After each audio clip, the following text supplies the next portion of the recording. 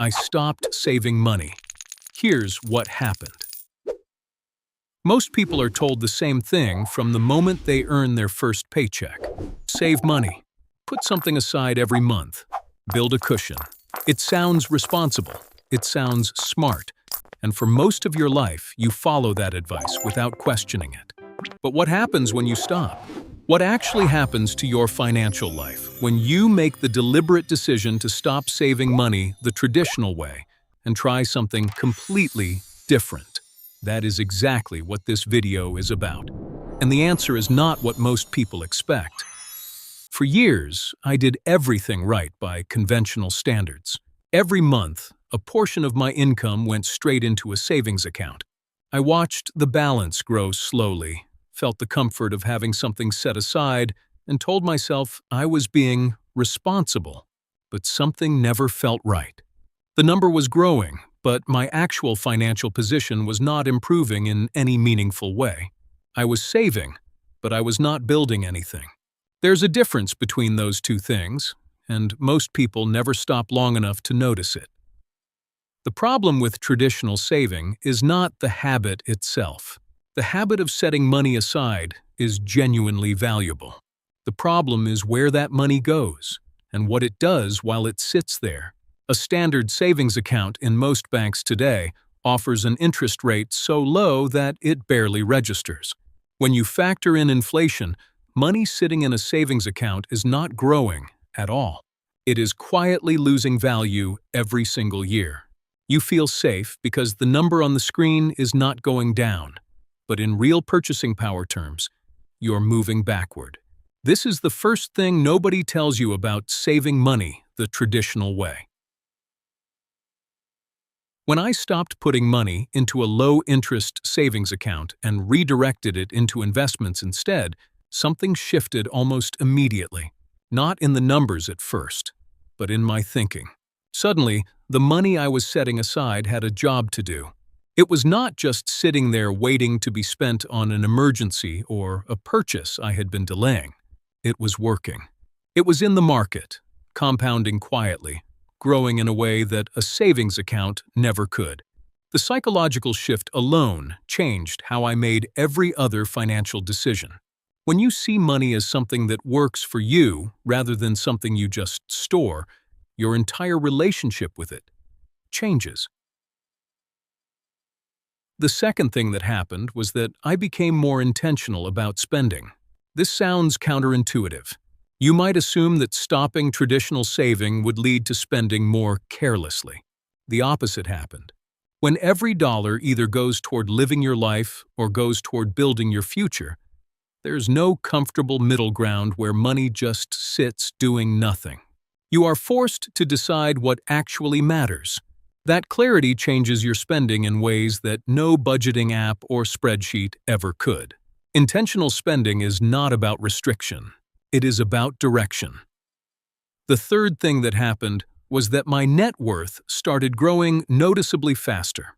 Not because I was earning more, not because I made any dramatic lifestyle change, but simply because the money I was setting aside was now in assets that appreciated over time, rather than sitting in an account that offered almost nothing in return. Compound growth is not a theory.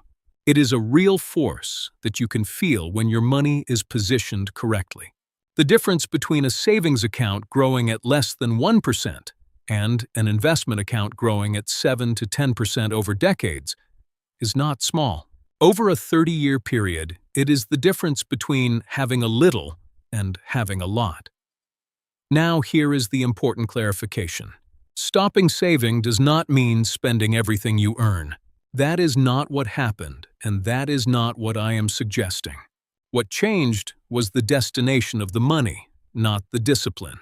The same monthly amount that used to go into a savings account went instead into index funds, retirement contributions, and income-producing assets. The discipline stayed identical. The outcome changed completely. This distinction is critical because the advice to save money is not wrong in principle. It is wrong in execution when saving means parking your money somewhere it cannot grow. There is also something important to understand about emergency funds. Before redirecting savings into investments, having 3 to 6 months of living expenses in a liquid accessible account is genuinely necessary. That is not traditional saving for the sake of saving. That is a financial buffer that protects your investments from being interrupted by life. Once that buffer exists, every additional dollar saved in a low-interest account is a dollar that is underperforming. The emergency fund is the foundation. Everything above it should be working harder than a savings account allows. The financial industry benefits from you keeping money in savings accounts. Banks use your deposits to lend to others at higher rates, earning the difference while you receive almost nothing. This is not a conspiracy. It is simply how the system works. Understanding it means you can make better decisions within it. The moment you realize that your savings account is more valuable to the bank than it is to you, the logic of redirecting that money becomes obvious. What also happened when I stopped traditional saving was that I started learning more about money. When your savings are just a number in an account, there is nothing to engage with. When your money is in investments, you naturally begin to understand markets, returns, risk, and compounding. That education compounds the same way money does. The more you understand, the better your decisions become, and better decisions over time create dramatically different outcomes than average decisions repeated indefinitely. The final thing that happened, and this is the one that surprised me most, was that financial anxiety decreased rather than increased. You might expect that moving money out of a safe savings account and into investments would feel riskier and more stressful. In reality, watching money grow purposefully is far less anxiety-inducing than watching it sit still while inflation quietly erodes it.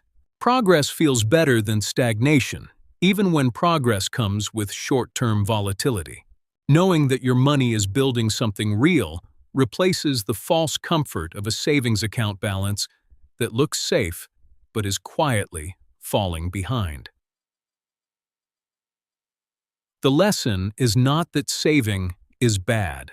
The lesson is that saving without a strategy is just delayed spending.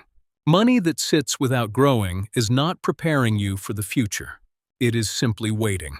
And waiting is not the same as building. The people who build real wealth over time are not the ones who saved the most. They are the ones who put their money to work the earliest and left it there the longest. If you are saving money right now and feeling like the number is growing but your life is not changing, this is why. The habit is right.